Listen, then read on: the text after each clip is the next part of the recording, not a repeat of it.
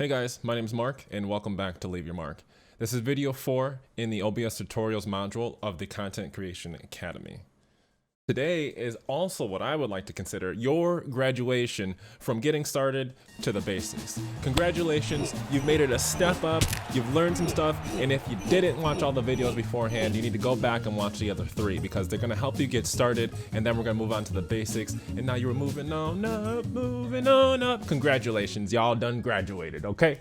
So today, I'll be sharing with you my top 5 tips and tricks that I wish I knew when I got started.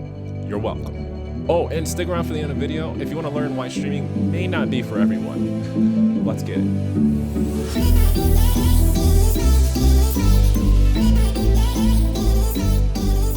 Now remember guys, if you're finding this content useful, go ahead and hit the like button. And if you don't, then hit the dislike button and let me know what I could have done better in the comments. Ring the bell if you guys want more. It all helps in the YouTube algorithm.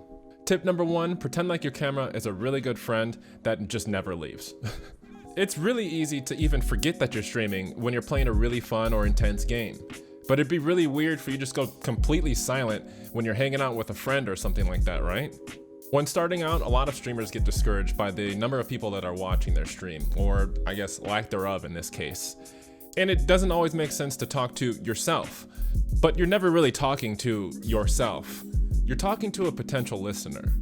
The number doesn't actually change the moment someone enters your stream. It takes a little bit, and then it goes up to 1, or maybe 2. And then if you pay attention, even once they've left, sometimes they've already left before the numbers even turn to 0.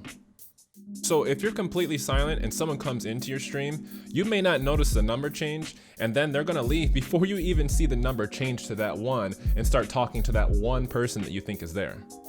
So really, for tip number 1, pretend like your camera is a friend who is always there. Talk as if someone's always watching your stream.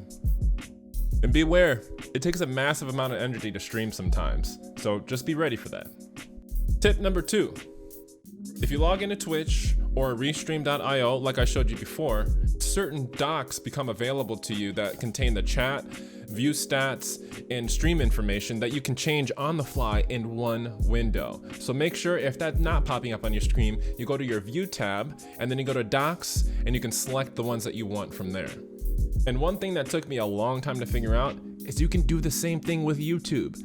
Even though you don't log into YouTube on OBS, it's just a blank slate. But you can pop out the chat window from your stream manager and then take that URL to your custom docs on OBS and create a doc for a chat that goes in an OBS window. That way you can have all your information on one screen. And as a streamer, that's gold. Tip number 3, there are so many plugins available for OBS Studio. I placed a link down below in the description where you guys can look at all the plugins and tools that are available for you to use. Now all of these are pretty much free and come with some sort of risk because they're independent developers. However, there are some really creative tools in here. There's even a plugin that allows you to use OBS as a webcam. So you can take the overlay and everything that you use and pull that into something like a Zoom call if you want to show off what you've done in OBS. And then when you really get into OBS, you can start to do cool stuff like this. Cool, right? I'll have to show you guys this in another video. Find something that excites you and then implement it into your stream for your viewers to enjoy. Tip number 4, OBS scenes can be imported as sources on other scenes. As we get down the road, OBS has so many features that it can get pretty crazy at times. You can end up with stacks of sources and stacks of scenes that can be overwhelming, and quite frankly, they can overwhelm your system as well. A way to get around that is maybe you have a scene with elements on it that you want to keep there almost permanently. Maybe an overlay with some words on it, maybe a box for your face cam that never really leaves on any of the scenes that you use. So you could make a separate scene for those functions that never leave. And then when you make your actual scenes that you'll be using during the live stream, you can import that skeleton scene to avoid duplicating sources, creating a heavier load on your CPU. This may take some practice to figure out, and don't worry, anything that I talk about today will be covered in a video if it has not been covered already. Tip number 5, don't ask for anything.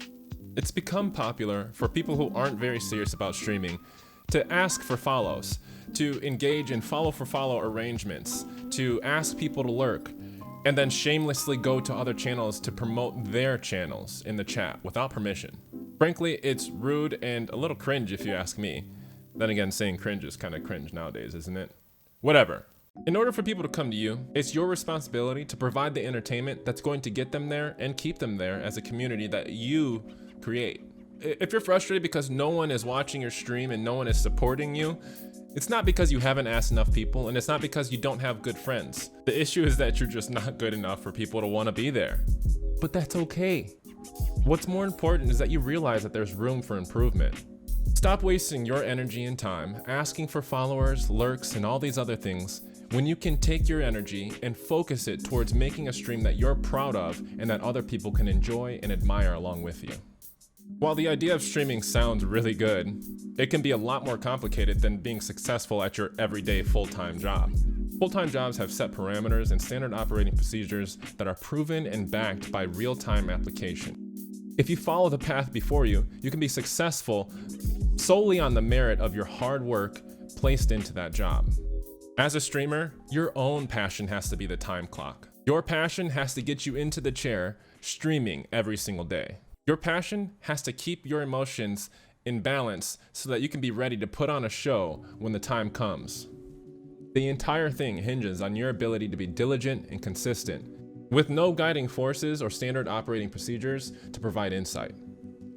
Playing video games for a living is awesome, don't get me wrong, but let's not pretend like the best of things don't need hard work to make it sustainable. And that is the end of getting started. Congratulations, pat yourself on the back. We done did like a month of videos, you done made it through, and we're moving on to the basics. The basics is where I'll help you find your identity as a streamer by teaching you everything you need to know to make your stream stand out from all the others that don't have the passion that you possess. Thank you guys so much for taking the time to watch, and once again, congratulations on your graduation to the basics.